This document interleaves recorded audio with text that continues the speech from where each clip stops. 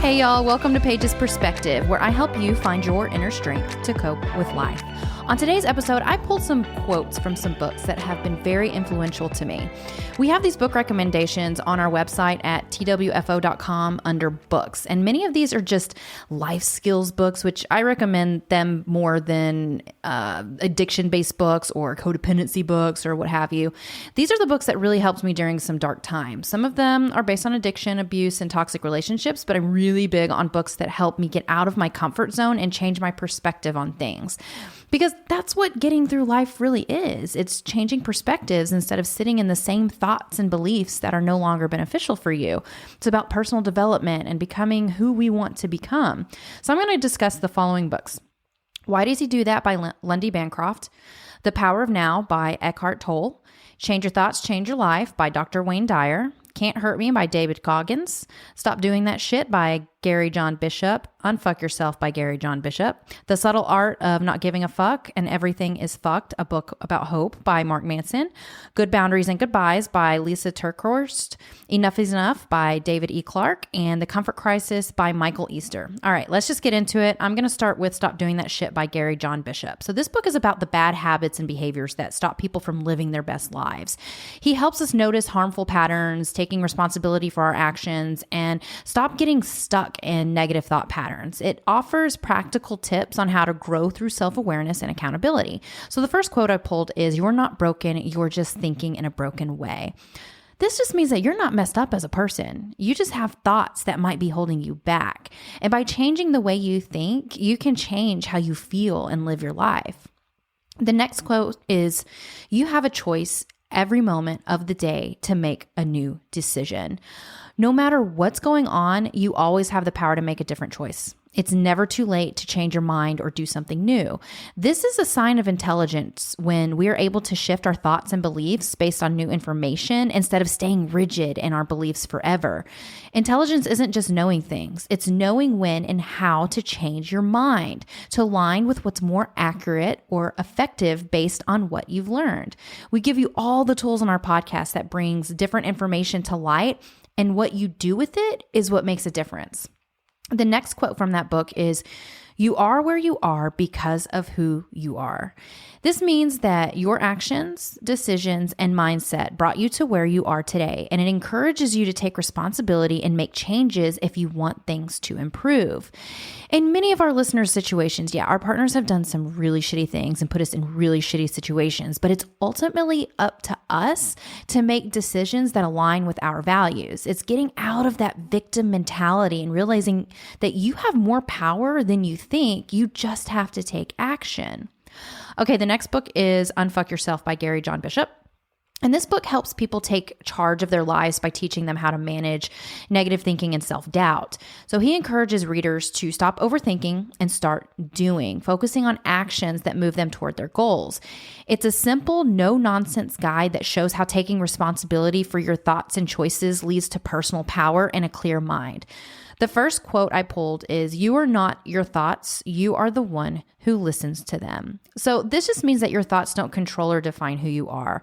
You can step back, notice them, and choose whether to believe them or not. We actually have an exercise in our Independently Strong course that is helpful in this area and teaches you how to question your thoughts.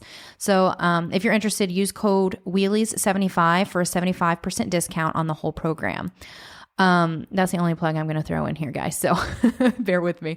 Number 2, the second quote that I pulled from this book is, "You have the life you're willing to put up with." Your life reflects what you allow. If something isn't working, it's because you've put up with it, and you have the power to change that.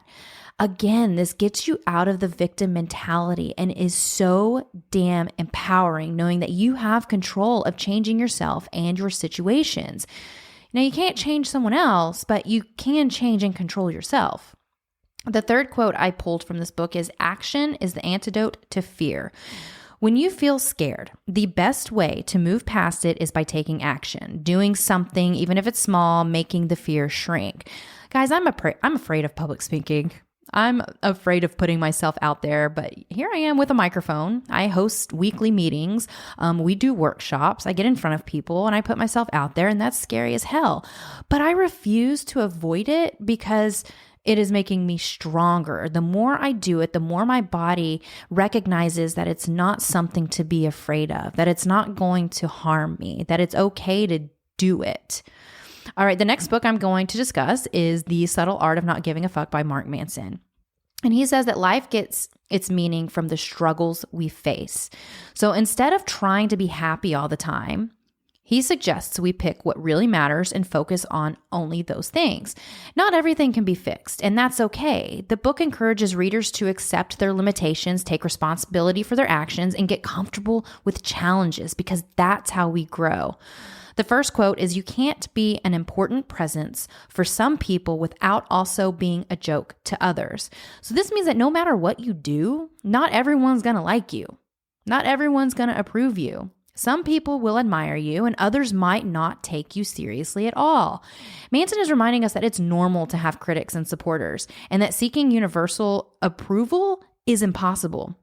The key is to stay true to yourself, focusing on what matters to you rather than what everyone else thinks. I think this quote is just so powerful. I think it is something that a lot of us could really take to heart. All right, the next quote is, "The desire for a positive experience is itself a negative experience." Is itself a negative experience. I'm going to say that again because I think I butchered that. The desire for a positive experience is itself a negative experience. So this quote reflects a paradox, which that is what we do. Constantly chasing happiness can make you feel more frustrated. When you're always trying to feel good and you're going to start noticing what you don't have, which can make you unhappy. So instead, he suggests that accepting life as it is without trying to force positive feelings can actually make us feel better. The next quote is, "Happiness comes from solving problems." Oh, I love this. So he points out that challenges and problems are part of life and finding solutions to them is what brings real happiness. Instead of hoping for a problem-free life, he encourages us to embrace difficulties as opportunities to grow. When we solve problems, we feel accomplished, and that brings a deeper sense of satisfaction. The next quote is, "You are going to die, and that's because you were fortunate enough to have lived." So this quote is to remind us that life is short, and the fact that we get to experience it all is a gift. So instead of fearing death, we should see it as motivation to live fully and meaningfully. Knowing that life is limited can push us to make the most of the time we have instead of being stuck where we are all the time.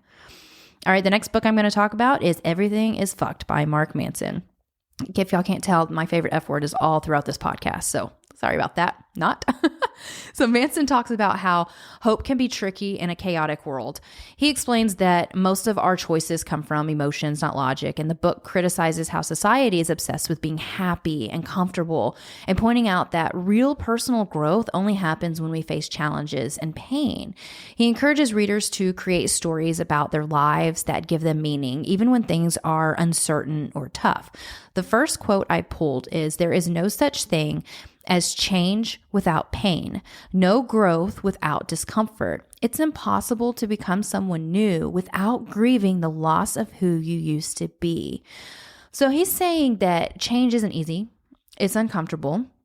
If you want to grow and become a better version of yourself, you'll need to let go of old habits, mindsets, and even parts of your identity. And this process can feel like a loss, but it's necessary to become someone new. So just shifting our perspective to make it more positive kind of makes it easier to go through it and understanding that the pain is just part of the process. And number two, or the second quote I pulled from this book was, "Our brains are wired to avoid pain, but the pursuit of endless happiness is a modern lie." This quote explains that our natural instinct is to avoid discomfort, but trying to stay happy all the time isn't realistic. Life will always have struggles, and real happiness comes from facing challenges, not avoiding them. Number three, hope is not about having an expectation for a better future. It's about finding meaning even when things are uncertain. So Manson shifts the idea of hope from waiting for good things to happen in the future to finding meaning right now, even if life is tough. It's not about expecting everything to turn out perfectly, but making peace with uncertainty and finding purpose within it. The fourth quote from this book I pulled is, people feel good, not because they avoid pain, but because they confront it and choose the pain they can live with. So he suggests that happiness doesn't come from avoiding all difficulties. Instead, it comes from choosing meaningful struggles, ones we can handle and grow from. Facing the right kind of pain can bring a deeper sense of satisfaction and purpose. So staying in a toxic environment is not what he's referring to as meaning struggles, because that does damage long term. Think about what a meaningful struggle would look like to you. Leaving a toxic environment is one of those meaningful struggles because you grow from it, you learn from it. It doesn't break you like you think it will. Pick the pain that will eventually bring satisfaction and purpose, not the pain that keeps you stuck. All right, the next book is going to be Can't Hurt Me by David Goggins. Yes, I'm aware that David Goggins goes really hard on his stuff. I'm not suggesting anybody go as hard as he does, because he lives a life of complete, crazy discipline that I just feel is very unrealistic for the average person. But there are some really good gems within his book that I think that a lot of people can benefit from. So in this book, he shares his life story and explains how he overcame tough experiences like childhood trauma, being overweight, personal failures, and he used mental strength and strict discipline to turn his life around. It offers challenges to help readers become stronger, showing them how to push past their limits by getting comfortable with discomfort. The first quote is, "The only way to change is to put yourself through discomfort." He emphasizes that personal growth doesn't come from staying in your comfort zone. You need to challenge yourself and face hard situations to become stronger. Just like muscles grow when pushed during exercise, your mindset and abilities improve when you take on uncomfortable challenges. The second quote I pulled here is, "You are in danger of living a life so comfortable and soft that you will die without ever realizing your true potential." This is a warning about the dangers of an easy, comfortable life. When things are too easy, we don't push ourselves to grow. Goggins encourages people to step outside of their comfort zones regularly so they don't miss out on discovering what they're truly capable of achieving. I think that's super powerful. The third quote is, "Motivation is crap. Motivation comes and goes. When you're driven, whatever is in front of you will get destroyed." This is something that I've learned within the past few years, is that motivation is so short-lived. So he points out that motivation isn't reliable. It comes and goes. And what matters more is having discipline and determination. When you're truly driven, you won't wait for motivation. You'll take action no matter how you feel, overcoming any obstacles in your way. The fourth one I pulled is, "Everything you need is already inside you." This is a message of empowerment, reminding you that you already have the tools within yourself to succeed. And it's not about waiting for external help or the perfect moment. Your strength, determination, and potential are already there. They're just waiting for you to use them. All right, the next book is The Comfort Crisis by Michael Easter. So he explains that modern life has made people mentally and physically weaker because everything is too easy and comfortable. He argues that to live a fulfilling life, we need to get used to discomfort by taking on challenges like boredom, exercise, and even just new adventures. We reconnect with our true potential and feel more satisfied in the long run. The first quote I pulled from this book is, "Comfort is killing us. The easier life becomes, the harder it is to find meaning." So he explains that when everything in life is easy and convenient, we stop challenging ourselves, which makes us weaker. Without struggles or effort, it's hard to find a deeper purpose or feel fulfilled. He argues that growth and meaning come from doing hard things, not from staying comfortable all the time. So this applies to being comfortable in familiarity as well. A lot of us are staying stuck within our situations because it's familiar and it's comfortable, but getting outside of that comfort zone is what really makes us grow. Number two, The key to living a good life isn't avoiding discomfort, but learning how to navigate it. So this quote means that instead of trying to escape hard situations, we should learn how to handle them. Life will always have challenges, and as Easter suggests that real happiness comes when we figure out how to move through discomfort and grow from it. This week within my Independently Strong group, we discussed triggers, and this is something that goes along with this, is that avoiding the triggers isn't going to help us grow. It's actually going to keep us stuck and gives us this negative perspective that we can't do things. But when we slowly put ourselves into situations that might be triggering, and these aren't like harmful situations, I'm talking about things that trigger you that are kind of insignificant in the moment. It's like exposure therapy. When you put yourself out there and you try to do new things and you get out of that comfort zone, your body is going to recognize that and it's going to say, hey, I'm safe, everything's okay. And then you learn from it and you get better and you get stronger from it. But avoiding it is just going to make it worse in the long run. Number 3, when you purposely push yourself to the edge of your abilities, you discover who you truly are. Easter believes that when you take on tough challenges that stretch your limits, you unlock hidden potential.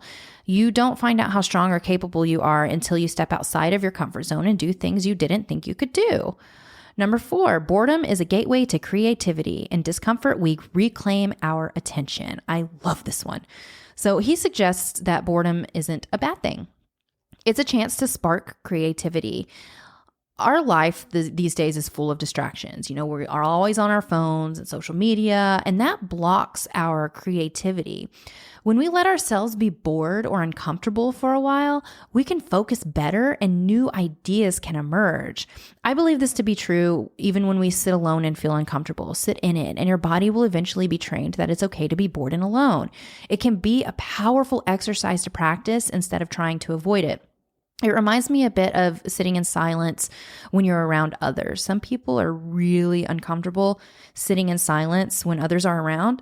And I challenge myself all the time to do this and be comfortable. It really is a fun practice. Number 5, the biggest adventures in life come from embracing the unknown rather than planning for it. So this quote encourages us to dive into life's uncertainties. He believes that instead of over-planning, we should welcome unexpected experiences, which often lead to the best adventures and personal growth. And this is how I roll. I really enjoy going with the flow and letting things unravel how they're meant to, instead of having expectations that things are supposed to be a certain way. All right, the next book is The Power of Now by Eckhart Tolle. So this book teaches the importance of living in the present moment. It explains that focusing too much on the past or worrying about the future causes suffering. Instead, the book offers ways to practice mindfulness and find inner peace. It encourages people to let go of the need to control everything and embrace the now, which helps bring deeper awareness and relief from emotional pain. So, number 1, realize deeply that the present moment is all you ever have. This means that life is happening right now, not in the past or the future. Tolle encourages you to focus on what's in front of you and fully experience it. Worrying about what has already happened and what might happen next takes you away from enjoying and living in the moment. The second one is you cannot find yourself by going into the past. You find yourself by coming into the present. So this means that looking back at your past won't help you truly understand who you are now. Self-awareness happens when you stay in the present moment, paying attention to how you feel and act right now without being stuck in old memories or future worries. The third quote I pulled is most people treat the present moment as if it were an obstacle to overcome. And this is just a reminder that many people rush through life, treating each moment as something to get past on the way to a better future. And Tolle warns us that if you live like this, you'll miss the beauty of life happening now. Instead of rushing, slow down and appreciate what's in front of you.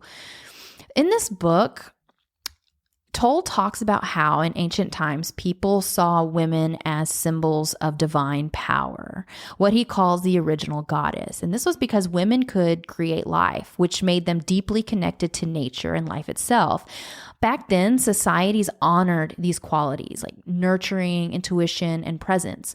But as people started focusing more on the mind and control, what Tolle refers to as the rise of the ego, this feminine energy got pushed aside and the male dominant avoidance took over.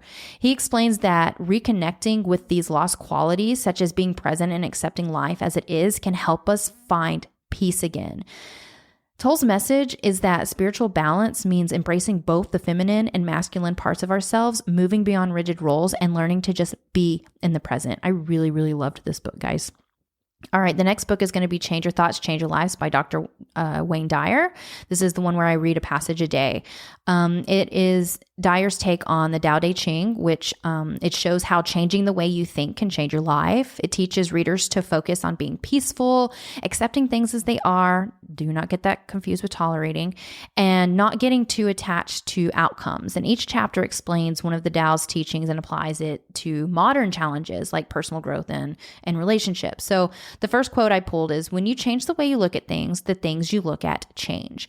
And this means that your perspective shapes how you experience the world. If you change the way you think about a situation, like seeing a challenge as an opportunity instead of a problem, it can change how you feel and respond to it.